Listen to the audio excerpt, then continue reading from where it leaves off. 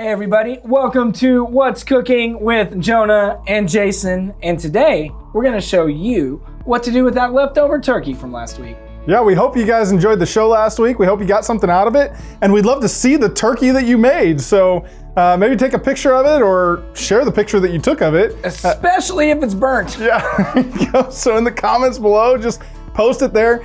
Comment how it went and maybe where you're watching from. We'd love to know where you saw this video at.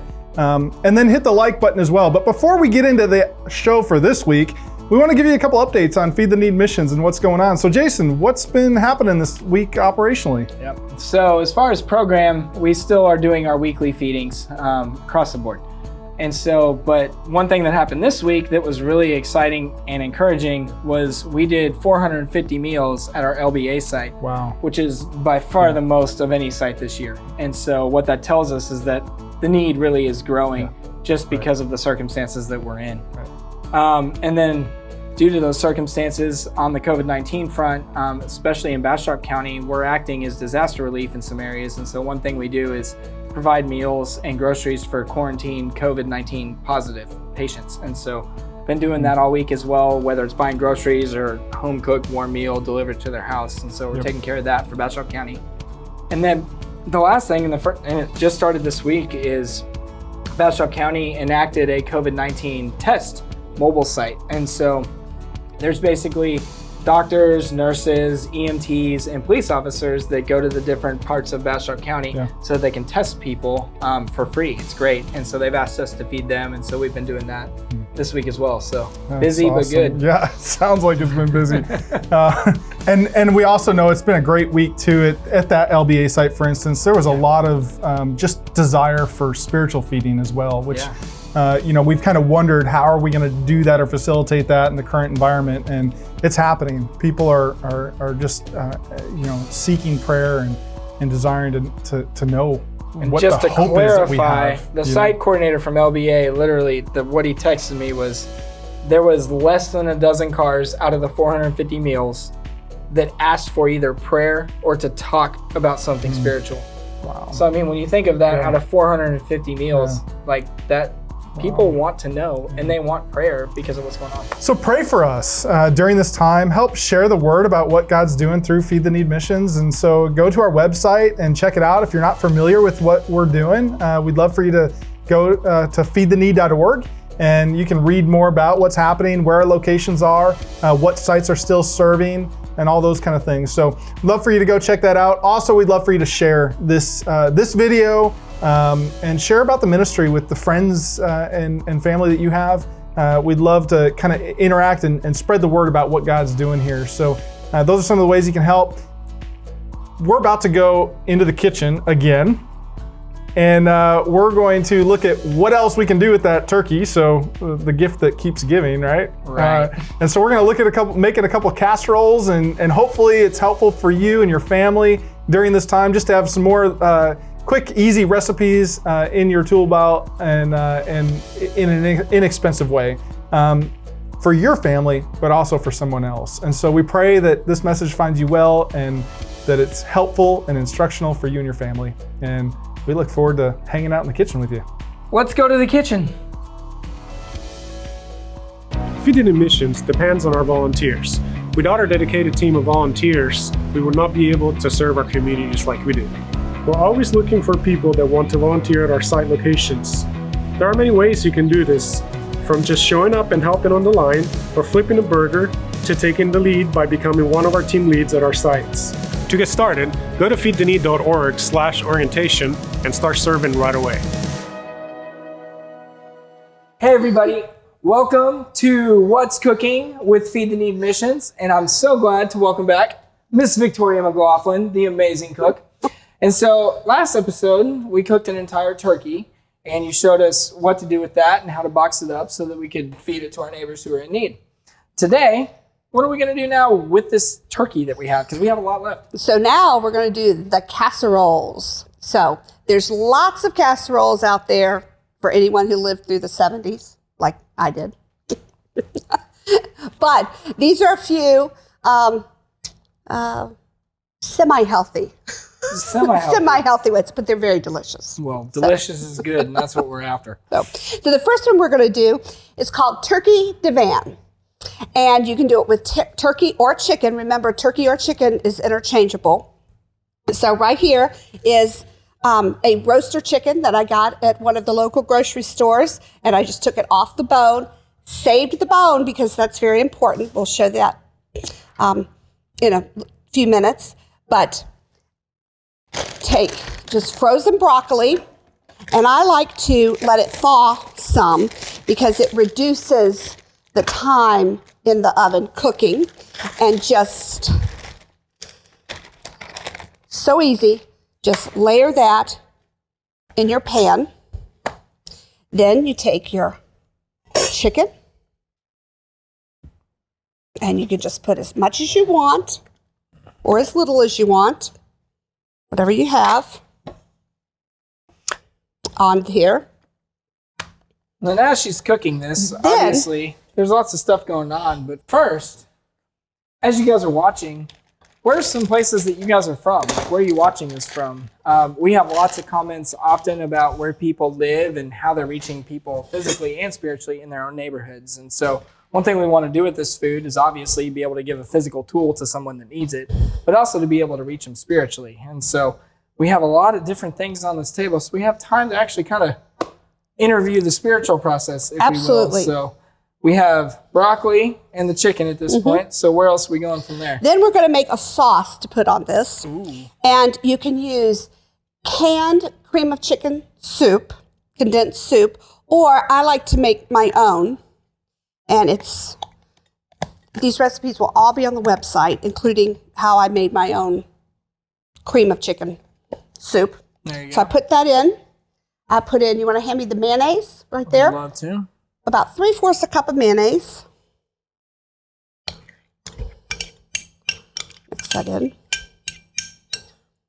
And lemon juice, please. Lemon juice. This is what I'm good at, people. Handing items to other people so they can make magic happen. Okay, I can't open it. Oh no, I'm also the muscle. Clearly she's the looks and I'm the muscle. That would have been so sad if I couldn't open it just now. Okay. And you put in about, 1 tablespoon and maybe a shot or two more. It's lemon juice. She likes lemon juice. So That's what we've learned. And then you want to hand me the curry powder. I don't ever think of curry powder as being something that we use often. Well, it's good. All right, I'm about to learn something. And I put in about 1 little more teaspoons of curry powder. Take that back. Yes, ma'am. Oops. It's over here. And then I just stir this up really well. Now, it's really best if you can let this marinate. Either fix it super early in the morning for dinner that night, or if you can make it the day before and then have it ready to go. It just lets all the flavors, especially that lemon juice and the curry powder, really meld together. So would you just keep this like covered on the counter? Or would No, you put this in the you fridge? put it all together Okay. and you put it in the refrigerator. Okay. I've also taken this and made these and frozen them. And then when there was a family who had a baby or there was a need in the family and they needed some food or some dinner, I could just pull something right out of the freezer, defrost it, either cook it, throw it in the oven myself, or just take it over to their house and let them do that. That's awesome. One thing that we've been talking about a lot lately is like, why does Feed the Need do what we do, right? And so the whole idea is we usually have a cookout. We invite anyone that wants to come to it, and it's a fun environment. We give away free food, and then we often talk about Jesus and see where that leads. But the key point is building relationships and doing that. And so one thing that I know Victoria and I have talked about before is John 17 is the whole story of Peter being on a fishing boat. And so this is at the point in time when, so he knows who Jesus is, but he's gone back to his old ways because he was a fisherman before he became a disciple, right? And so at this moment, he's just lost. And so oftentimes when we're lost as human beings, we go back to what we know. And Peter was a fisherman.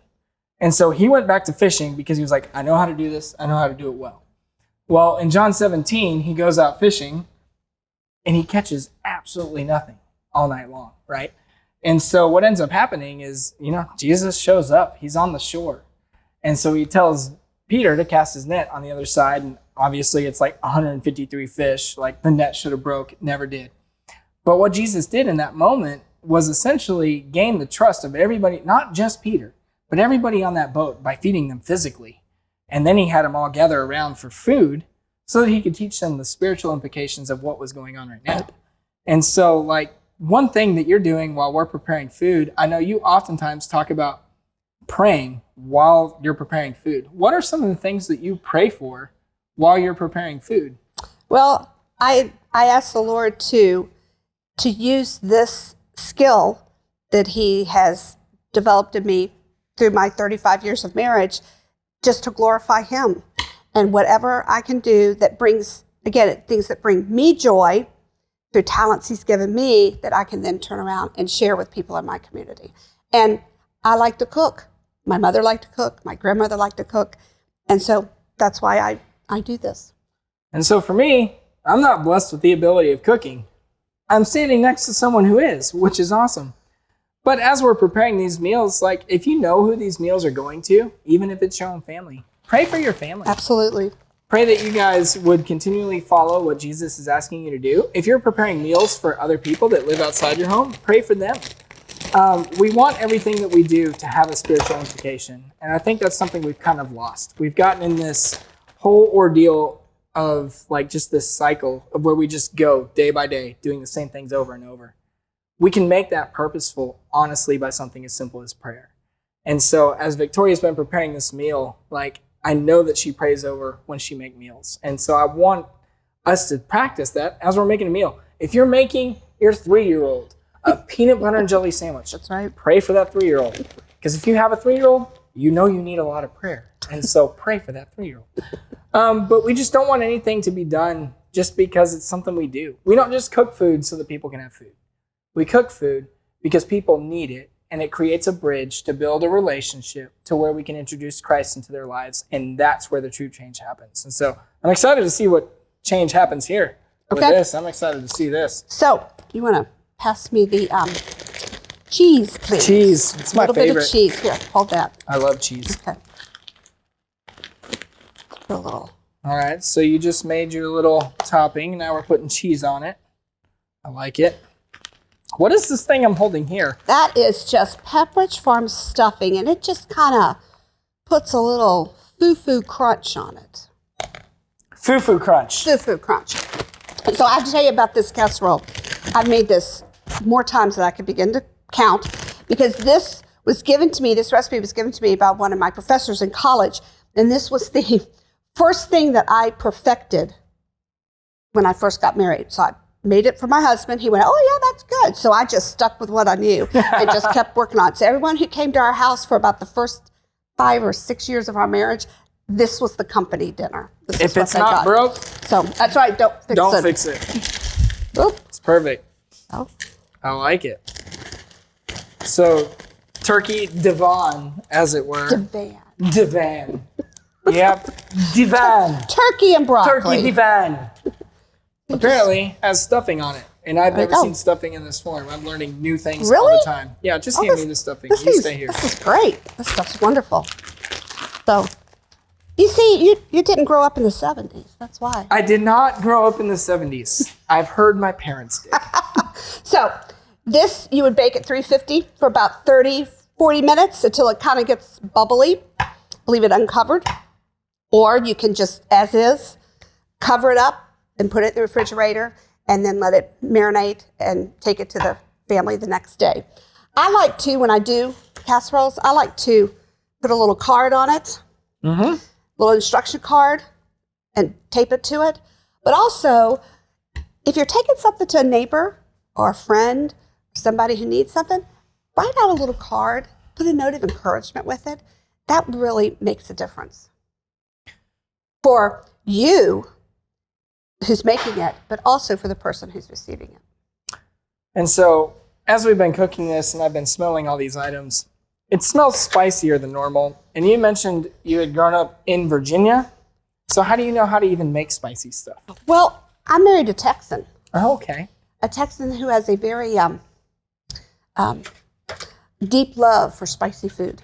Nice. So I had to learn quick how to cook it and eat it. So. Well, you've done good. I've tried most of your stuff, and I'm excited to try this. So. Well, we didn't even have Taco Bell in my hometown. I'm from the mountains of Virginia, and we didn't. I never had a fajita till I went to college. So. God bless you. And that was pretty wild too. And so now we obviously still have parts of the turkey and the chicken that we have not used yet. So we've gone through making a turkey, making turkey sandwiches, and now we've just learned how to make turkey divine, which is also turkey casserole. But now turkey broccoli. We want to show you what to do with the bones that we've used left over. Oh, no, I didn't even know you could use that stuff. We're not done with the Mexican food. Here, hand me that bag of chips. This is even better. I'm so excited.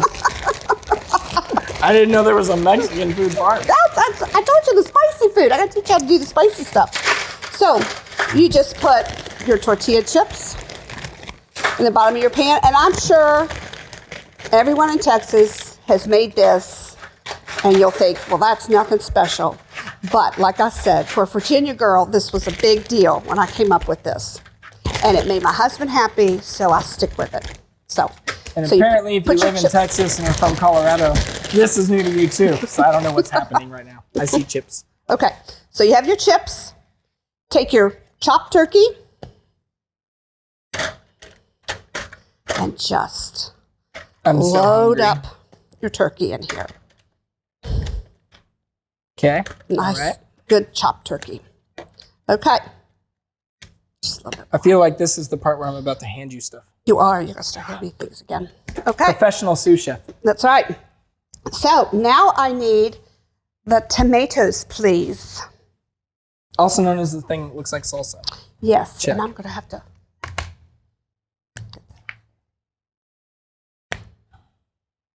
And so you can use, lots of people use Rotel, but I think Rotel is expensive and not much green chili in it because we love green chili, New Mexico green chili. So I just do chopped diced tomatoes, and then I have green chili in my sauce. And so as we're continuing to make this, I want you guys, especially in the different areas where you're watching this from, please let me know, like, if you actually make these meals and give them to people. We want to hear those stories, especially during this time of the virus, right? Like, we're all cooped in our house. We're all trying to do different things to be proactive. And so we've heard many stories of what it looks like to reach somebody both physically and spiritually in this time of COVID-19.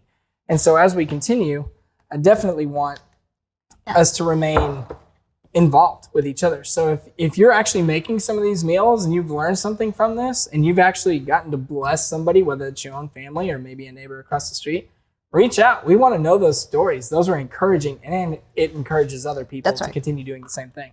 What is this? Because it smells amazing. Okay, so I put a little just green onion on there, but you can use regular onion, purple onion, whatever. So this is my sauce, and it is, so you can make it a couple ways. Delicious is what it is. Some people make it with a can of cream of chicken soup and nacho cheese soup, which you can do that with a little milk. I make my roux from scratch. I use butter, a little flour, can of evaporated milk, make the roux, put a little bit of turkey broth from the bag in it, and then I put in Velveeta cheese and roasted green chilies from New Mexico. So, and then this goes over it. As a tip, if you paid attention to just that recipe, just get a bag of chips because it's amazing.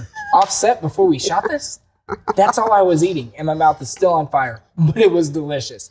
And now it apparently gets paired with this. I don't even know what's about to happen after we cook this. Well, it gets all You want to make sure you get it all soupy down inside there. So those chips need to get all goopy. Goopy chips. Goopy. You want goopy chips. Okay, so now here's a question. If I want goopy chips, why am I putting chips down there instead of tortillas?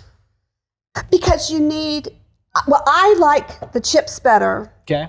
because they're in smaller pieces and they're easier. If you put tortillas in there, I guess you could tear the tortillas, but they're a little thicker. So it's just harder to break apart. I like the It's easier the to chips. portion this way with the chips. Well, Okay. it absorbs the sauce better. Nice. So here, I'll let you give you Either that way, back. I'm just going to... And then I'll put a little more cheese on it. Excuse my hand. Can you ever have enough cheese? No, not really. Just a little, just to make it pretty. There you go. All right. So there's that. And I'm sure everyone in Texas already has versions of this, but this was my version. And what is this version called again? What do we call this? My husband's making his Texas casserole. Kevin's casserole. Kevin's The recipe casserole. will be on the website, and it's delicious. So this is the turkey broccoli casserole with a curry flavor. And this is our Mexican casserole with green chili and Velveeta cheese. And all I know is if you made one or both of these, you have enough to tide you over till next week when we'll do our next video. And we will welcome back Miss Victoria McLaughlin, and she'll show us how to make even more amazing, delicious food. Until then, you guys be safe and continue trying to find ways to feed people both physically and spiritually.